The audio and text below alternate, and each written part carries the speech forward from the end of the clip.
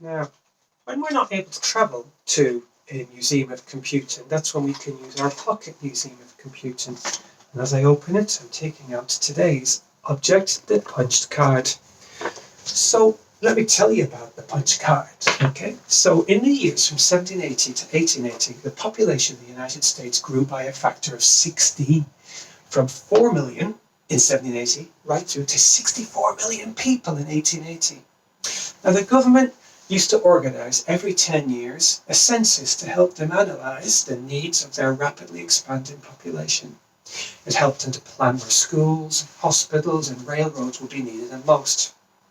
Now, as the population grew, the collection and the tabulation of the data, it became incredibly slow and it became expensive. And then it was estimated in 1880 that the 1890 census would take more than 10 years to tabulate.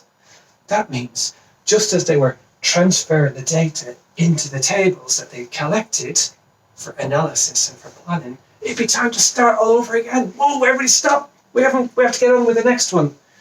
So the government knew that they urgently needed a much better solution. So they decided to organise a nationwide competition. They asked individuals and organisations to put forward ideas. Now, at the time, steam-powered machines were being used for all manner of things. They were used to pull trains, to power mills and laundries, and operate agricultural machinery. A gentleman by the name of Herman Hollerith, he'd been a clerk working for the Census Bureau. He entered the competition with a solution using the punch card. And what would happen is these machines would automatically count and tabulate population data. He proposed that single cards be used for individuals' data so that every person would have their data stored in one, and a person operating a machine could process 7,000 cards in a single day.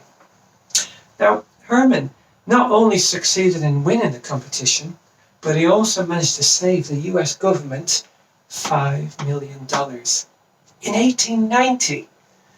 Now, because the 1890 census was complete in just 2 years, where it was originally estimated to take nearly 12. Now, Herman Hollerith's idea wasn't completely original. He'd been inspired by earlier inventions using punch cards like Joseph Marie Jacquard's weaving loom, Charles Babbage's difference engine of 1833. He'd seen these piano machines. You could put a piano roll in, it would play a pianola. And he'd also noticed on train journeys the conductors using punches to validate and store data about the user into their train tickets.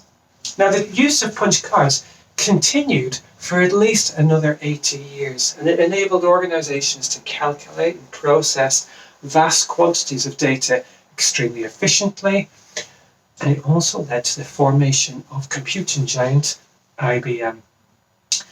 And now imagine Herman Hollerith today, how proud he would be to know that NASA's development software for guiding, navigating and controlling the Saturn V, Apollo 11 missions to the moon, put astronauts there, it was all done using punch cards. So the data that was used on the IBM System 360 was all stored on the very same kind of punch card I'm holding now. And this took place at the Manned Space Center in Houston, Texas. Now, if you'd like some more ideas and resources, just go and visit exa.foundation. Thank you. You've been listening to me, Alan O'Donoghue.